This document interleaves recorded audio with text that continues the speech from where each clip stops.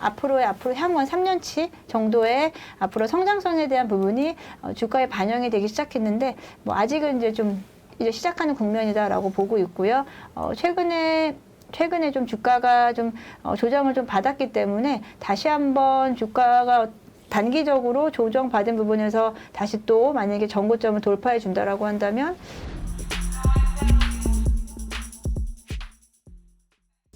차전지 관련주 가운데 염정 팀장님의 탑픽 주목할 만한 성장성이 확보된 종목 하나만 꼽으라면 하나기술인데 하나만 꼽으면 섭섭하죠. 네, 한 기업이 또 있는데 그다음 주목할 기업은요? 두 번째 종목은 네. 사실 너무들 이제 많이들 이제 알고 계셔가지고 몰라요. 얘기하세요. 네, 나노신소재. 나노신소재. 네. 네. 나노신소재도 사실 고점 대비해서 지금 많이 좀 빠져 있는 모습을 보이고 있습니다. 나노신소재 같은 경우 마찬가지로 주력이 지금 이제 2차 전지 소재 쪽에 대한 부분보다는 기존에 사실 하고 있었던 쪽은 좀 다양하게 하고 있었어요. 뭐 디스플레이 반도체 쪽에 대해서 이제 소재 쪽을 담당을 하고 있는데 지금 이제 이번에 올해 1분기부터 뭐 계속해서 지금 매출 영업이익 증가세가 나타나고 있는데 여기서 이제 전체적으로 봤을 때는 이제 반도체 쪽이 디스플레이 쪽보다는 이제 2차 전지 CNT 도전제 쪽에 네. 대한 이제 고수익, 고부가가치 제품에 대한 출하량이 늘어남으로 인해서 그에 대한 매출 전망이 나타날 수 있을 거다라고 좀 보고 있습니다. CNT 도전제 같은 경우에는 CNT 도전제를 통해서 배터리의 성능 개선이라든지 효율성 극대화를 통해서 지금 많은 기업들이 좀 채택을 하고 있기 때문에 CNT 도전제 시장 자체에서는 지금 좀 독보적인 우리나라 기업이다라고 좀 보고 있고요.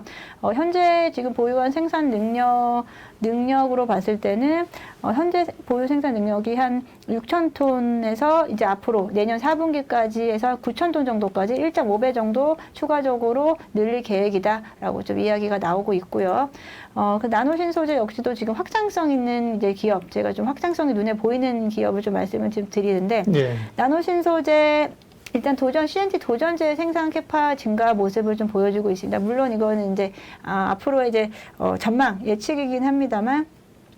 지금 앞으로 2020년 대비해서 2025년까지 약 한 5배 넘는 성장세를 좀 보여주고 있네요. 그 CNT 도전체 쪽에서 네, CNT 네네. 도전제 쪽에서 생산 캐파를 캐파. 말씀을 드리는데요. 뭐 단계적으로 지금 올해에서 내년으로 넘어가는 단계에서 거의 한 3배 가까운 캐파 향상을 보여주고 있고 보일 걸로 예상을 하고 예상하는 있고요. 거죠. 사실은 예상을 하고 있고 가봐야 하는데 항상 전망은 항상 밝잖아요. 네. 네, 그러고 있고, 네, 생산 캐파 전망을 보여주고 있고, 이에 따라서 지금 뭐 분기당 실적을 보게 되면은, 일단은 지금 현재 시점거를 한번 보겠습니다. 2022년도 2분기에 대한 매출의 비중을 보게 되면 전체 매출액에서 CNT 도전제의 비중은 약 한 25% 정도 되고요. 여전히 이제 태양전지 소재 쪽에 대한 비중이 좀 높습니다. 하지만 이제 4분기로 이제 넘어가 보면은 CNT 도전제에 대한 비중 자체가 한 2배 가까운 성장세를 보여주고 있고요. 연간으로 확인을 했을 때도 CNT 도전제 이게 지금 저도 이제 뭐 예상치긴 합니다만 CNT 전체 이제 매출액 비중 자체가 2022년도 대비해서 2024년도까지 매출액이 한 5배 정도 예상을 하고 있네요. 근데 그 중에서 CNT 도전제 쪽에 대한 매출액 비중은 거의 10배 넘는 성장세를 보여준다. 뭐 캐파 증가에 따라서 그에보다 좀 더 높은 비중이 확대가 될 것으로 예상을 하고 있는데, 그래서 나노신소재가 뭐 최근에 움직임을 나타내는 것 중에 가장 큰 부분은 이 CNT 도전제에 대한 부분이다라고 좀 말씀을 드릴 수 있겠고요.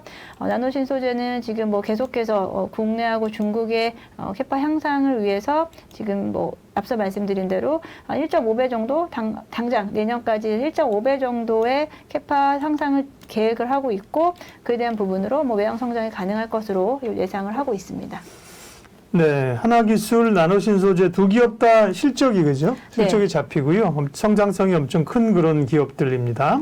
다만 아까 말씀드린 것처럼 예측치는요. 예측치예요. 전망치예요. 우리가 누가 미래를 예측하면서 내년에 나는 더 쪼그라질 것 같아. 이 뭐 월급도 줄어들 것 같고 삶이 이제 팍팍해질 거야. 그런 사람 다 좋게 보니까 그냥 이렇게 1년 후, 2년 후, 5년 후 어떻게 알아요? 5년 후에 100% 성장한다. 가봐야 알아요. 네. 그러니까 참고해서 저는 그 네, 자료 그걸 보실 때 맞습니다. 네. 참고해서 보시라는 거고요. 지금 우리나라 2차 전지 이제 셀업체부터 해서 이제 소재 기업들 같은 경우에 이제 대장주 같은 경우에도 보통 이제 2, 3년치의 앞으로의 실적 증가에 대한 어떤 기대치를 다 주가에 다 반영을 하고 네. 있잖아요. 그에 대한 보면 좀 뒤늦게 이제 올라오는 종목들, 나노신소재 같은 종목들 같은 경우에도 좀 어떻게 보면 좀 그에 대한 기대치가 아직은 좀 덜 반영될 수도 있다라고 생각을 하거든요. 좀 많이 상대적으로는 아직 이제 좀 시작이다라고 좀 보고 있고요. 한 올해 한 2분기 정도부터 움직임이 좀 나왔다라고 주봉으로 본 모습입니다.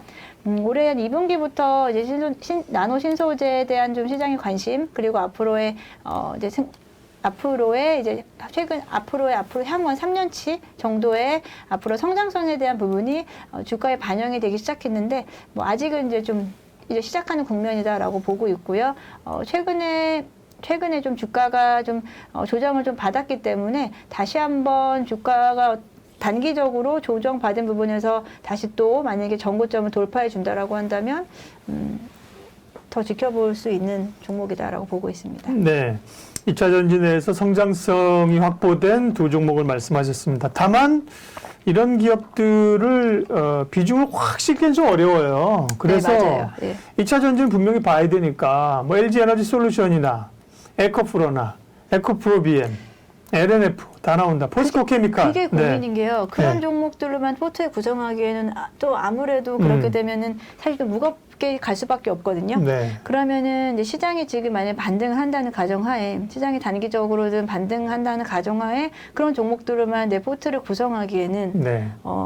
시장 수익률을 넘어서기가 쉽지는 않을 것 같아요. 그래서 저는 2차 전지 내에서의 좀 새로운 종목도 같이 좀 믹스를 시키는 게 어떻겠나라고 차원에서 일단은 눈에 보이는 종목들을, 그러니까 눈의 성장성이 일단은 눈에 확인된 이런 종목들 위주로 좀 말씀을 좀 드렸습니다.